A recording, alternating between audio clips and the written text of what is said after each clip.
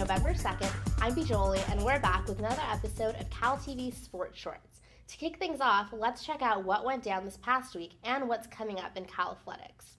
Cal football had a tough game against Arizona State last Saturday at Sun Devil Stadium, losing 31-20. Just to put things in perspective, the Bears plunged from number 2 in the nation to completely unranked in a mere 21 days. On a brighter note, Cal men's water polo had a phenomenal weekend, defeating Pepperdine 6-4, Long Beach 10-5, and Santa Clara 11-5, and moving up to number 1 in the nation. They take on the Irvine Anteaters tonight at home and Santa Barbara at Santa Barbara on Saturday. The number 8 volleyball team, which lost to USC last weekend but defeated UCLA shortly thereafter, is returning home after a 2-week road trip to take on both Oregon and Oregon State this weekend.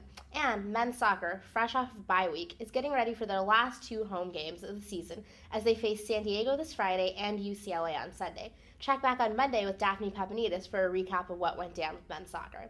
But let's head on over to Daphne and Vince in the office for a segment that we like to call Back and Forth. Guys? Thanks, Beejoli. I'm Vince Tenura here in the CalTV office. Along with me is Daphne Pepinidis, and we're here for another edition of Back and Forth. So, Daphne, I'd like to get into a little bit of talk about the Cal football team. We've been kind of lax on our coverage of them lately, and so why have they continued to struggle as much as they have recently? Well, one of the biggest problems, Vince, is turnovers. The turnover margin has just gotten out of control for the Bears. Nate Longshore's interceptions have skyrocketed. In his first 5 games, he had only 2 interceptions. In his last 2 games, he had 5. So the numbers are not going in the right direction for him. At the same time, the interceptions are coming at a really costly time. A lot of them are in the fourth quarter, including that one that you would remember sealed the victory for UCLA at the Rose Bowl. Yeah, you just can't have a successful football team when you turn the ball over at costly moments of the game. But that probably isn't the only problem with this team at this point. I know that Dan and I, when we had our back and forth session a couple weeks ago, we got into a little bit about the defensive line and how they've struggled to put pressure on the quarterback. So what's the status on that? The defensive line finally got Rulon Davis back this last weekend. However, he did get injured about 3 plays into it. He showed his impact on early, but right away got injured. He's back out again. The biggest problem with the defensive line, like you mentioned, is they are not pressuring opposing quarterbacks. Rudy Carpenter had plenty of time to dance around the pocket, find his open receivers, and yeah, ASU doesn't really have the best receivers, but you know what?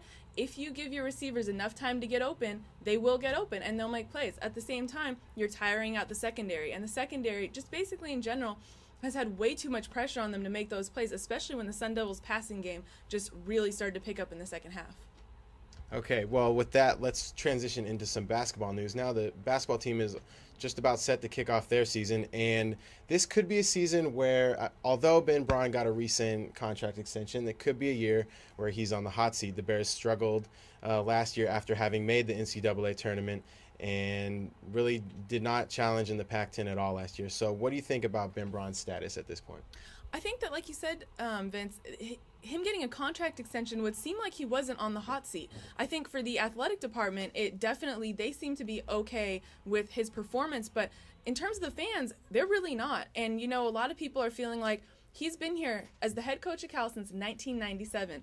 In that time, he has not built a solid program. The last time any team of his won an NCAA tournament game, just a game, was 5 years ago. And since then, they've only had 1 winning season. So I would definitely say Ben Braun is on the hot seat, at least at the bare minimum with Cal fans. Now, one thing that may help Ben Braun in his quest to get back in good favor with Cal fans in the athletic department, it will be the return of big man Devon Harden in the middle. Now, this is a 6'11" center. He's a big presence in there, both on offense and defense. So how do you think his return will affect both the Ben Braun saga and the Cal basketball team in general? Well, I definitely think that Devon Harden's return is going to give Cal a legitimate low post threat.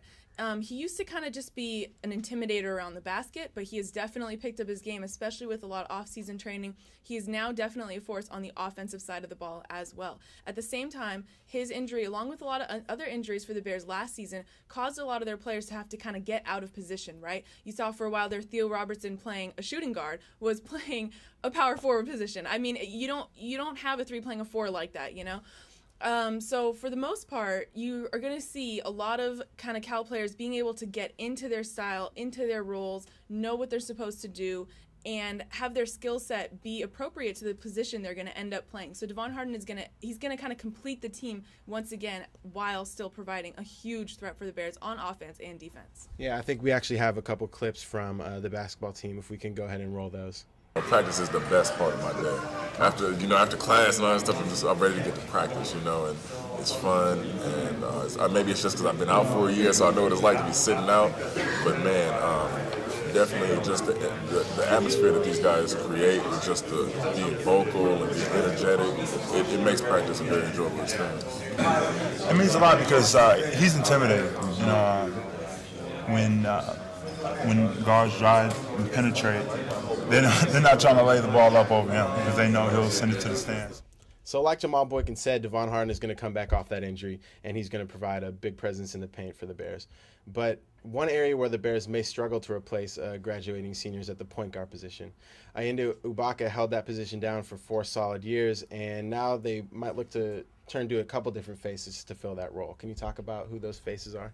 Yeah, definitely, Vince. Ayinde Ubaka was a big presence for the Bears. He was a leader, and he will be very difficult to fill. The Bears were going to look to Jerome Randall to do that. He is now a sophomore, had a little bit of game experience this past year.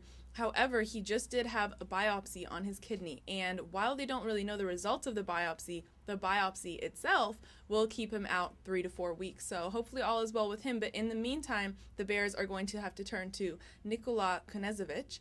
And Nikola was also injured last year, like we talked about earlier, the multiple injuries for the Bears.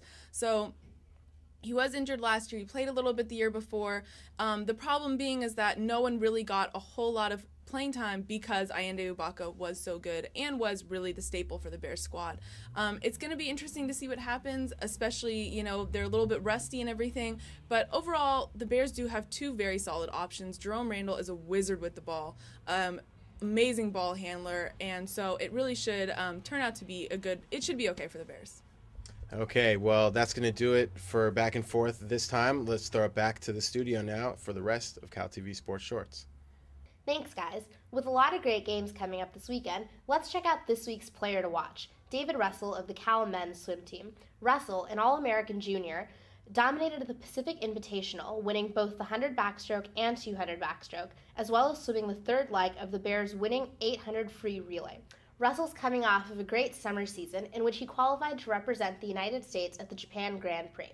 He's sure to be a dominant force as the Bears take on Washington today at 1 p.m. at Speakers Aquatic Complex, so make sure to keep your eye on him. That's all the time we have for today. Be sure to keep tuning in every Monday and Friday to CalTV, your visual source for Cal Athletics.